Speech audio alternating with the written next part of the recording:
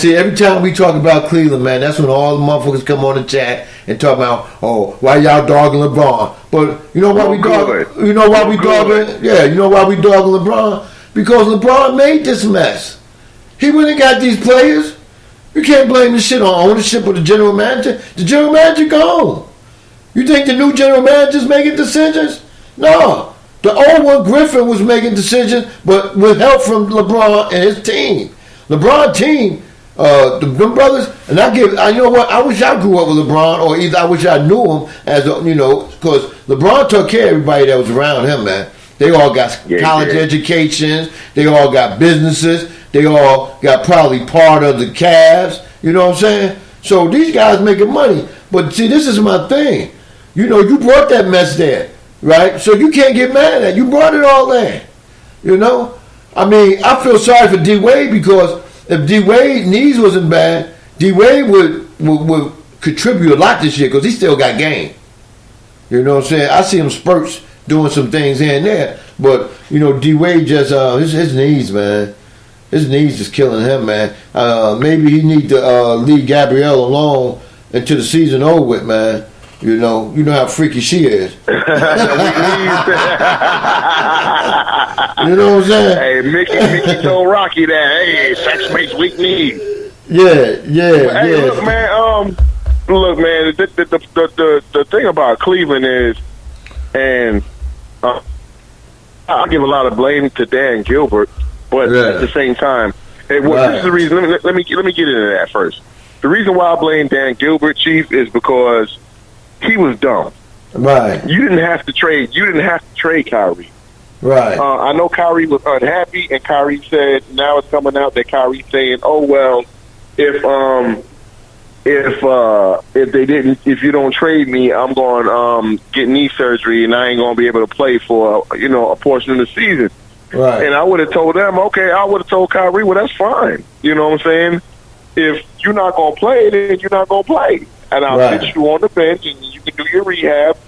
We don't know what's going on with LeBron, so if LeBron leaves, then you'll still end up being happy. But the problem was Kyrie just didn't want to play for Cleveland no more because the way that they treated LeBron versus the way that they treated him and the way that he thought that he should have been and the way that he was told that, it was going to be. So Kyrie's upset. Now you get rid of Kyrie. Now you got LeBron. Dan Gilbert comes to LeBron and says, because LeBron told Dan Gilbert, don't trade Kyrie. Right. He told him not to trade him. He was like, nah, let's just go to war with the troops we got. And then Kyrie says, and then Kyrie goes and says, the thing about the surgery. LeBron says, I'd rather go to war with who we got. Dan Gilbert goes to LeBron and says, all right, well, LeBron, how about you commit to me for 3 years, 3 to 5 years?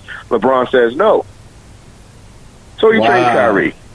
Wow. So he trades Kyrie. Deep. I mean, Dwayne Wade is still an effective player, and especially coming off the bench. I think coming off the bench, Dwayne Wade is the best bench player in the league.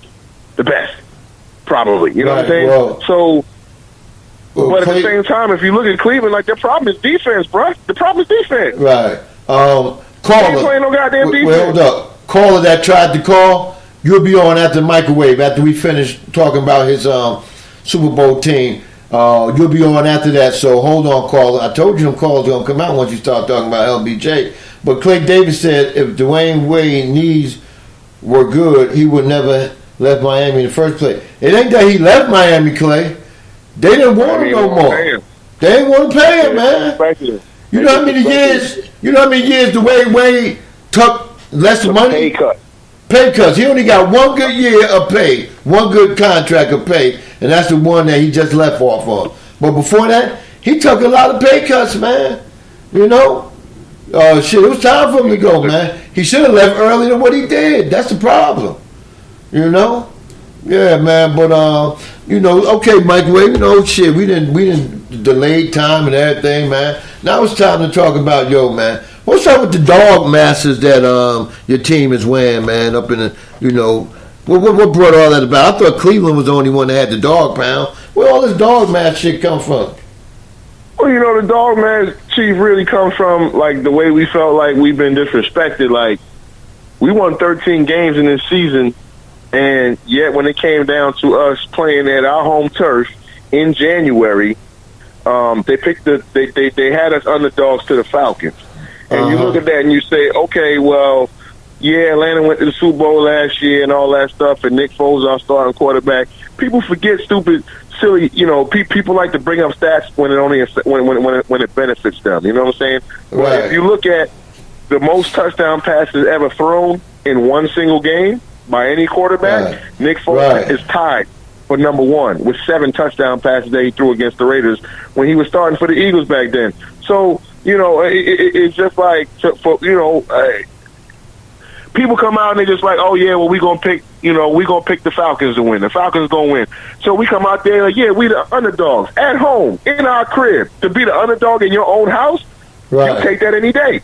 And we went out there and we beat the Falcons. And then before we even played, before the Minnesota and New Orleans game was played, it already said we was gonna be underdogs to whoever we played in the championship game, Chief, in our crib again.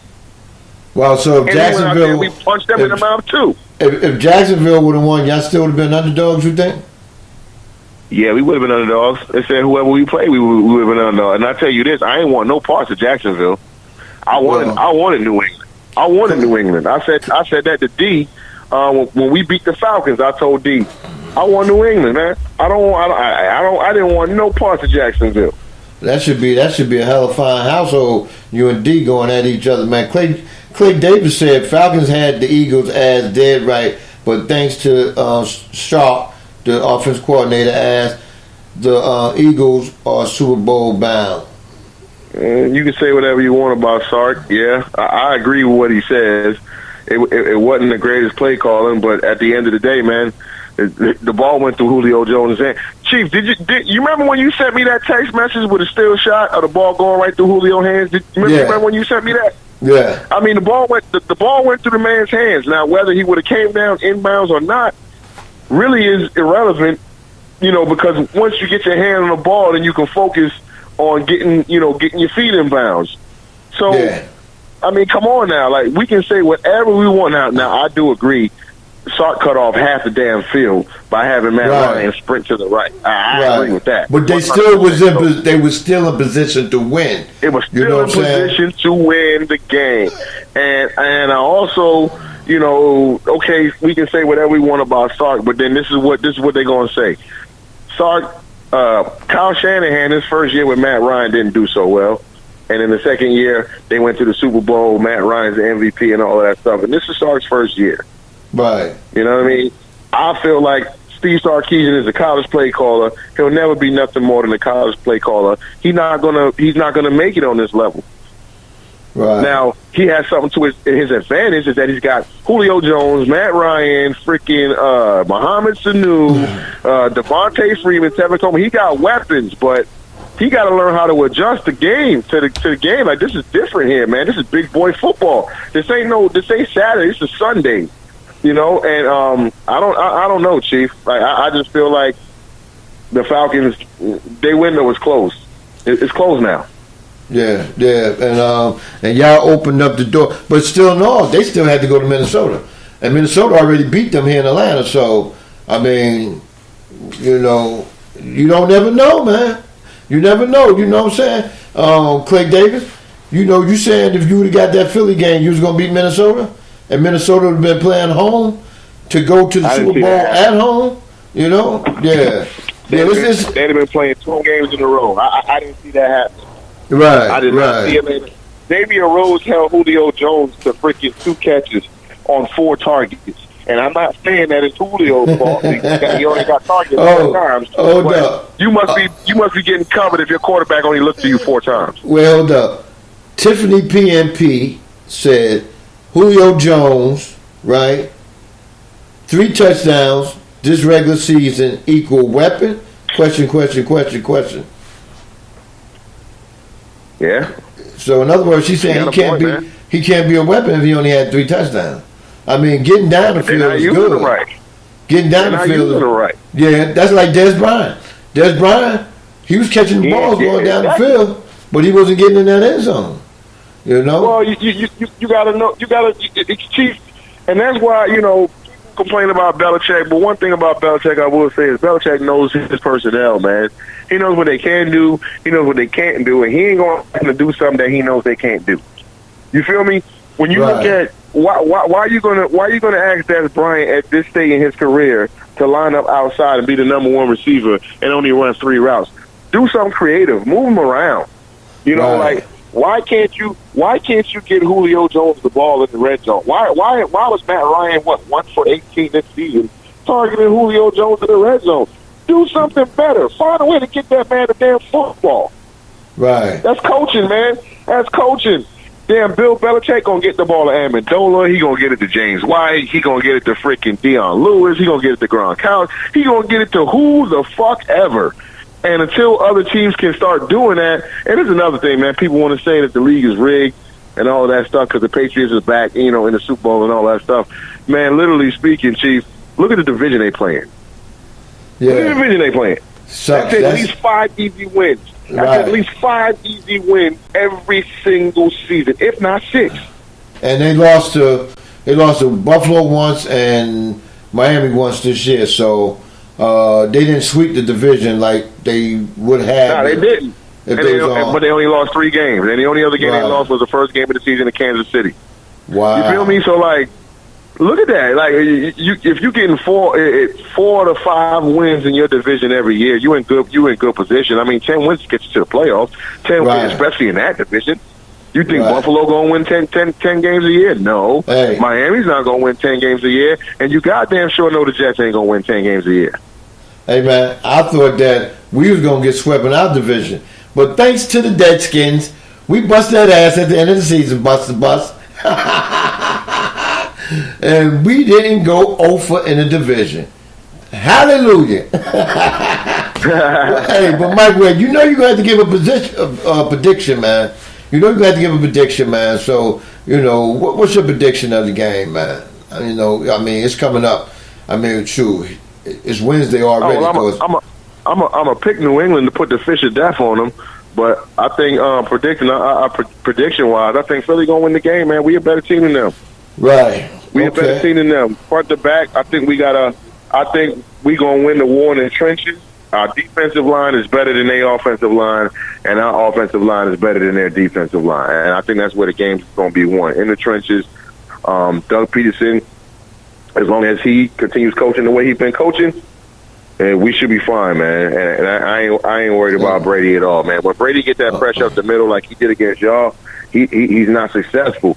New England likes for the edge rushers to come because you can have them rush on the edge. The offensive linemen know how to block against you being a fast edge rusher. And Brady going to step up in the pocket, move to the left, move to the right, do whatever he got to do. But when that pressure is coming up in his face, he's uncomfortable. He got to move into the edge rushers. You know what I'm saying? And that's going to be a problem for New England, bro. That's going to be a problem. I got a message from you, man. I got a message for you from our friend, the Big Apple Bastard. So you know where he coming from. That's why I know you glad you about to have a show, because I know you about to tighten some asses up, boy, because they don't like what you're talking about. Big Apple said you're brainwashed like a motherfucker by the mainstream or a big-time Patriot fan if you don't think the NFL is rigged. Listen, man, I don't subscribe to that channel, man. If the NFL was rigged, and if everything was, and that's real funny coming out somebody like Big Apple Bastard mouth, man. You a fucking Giants fan. If the NFL was rigged, the Giants wouldn't have beat the Patriots when they had an undefeated season. Do you agree, Chief? The Patriots got caught cheating. They got caught cheating, and the next year they ran the fucking score up on everybody in the league. They tried to do it against the Giants. The shit didn't work. Is the league rigged? The next time the Giants saw the Patriots in the Super Bowl, the Giants was a fucking wild card fucking team. A fucking wild card team, bruh. It was on the road. Team. Was on the road. Beat the shit out the motherfuckers again. Is the league rigged? The motherfuckers suspended Tom Brady for 4 goddamn games last season, man. Is the league rigged for them? Hey, man. Come on, man. What channel was you subscribe? What channel was anybody subscribing to talking about that shit, man?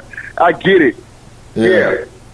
Them motherfuckers was real suspect as far as them calls against Jacksonville. I ain't gonna lie about that. Yeah. But I don't think the league is. But you got to blame. You got to blame. I don't know what type of agenda was on them refs, but that shit ain't come from the league, man. Yeah, you got to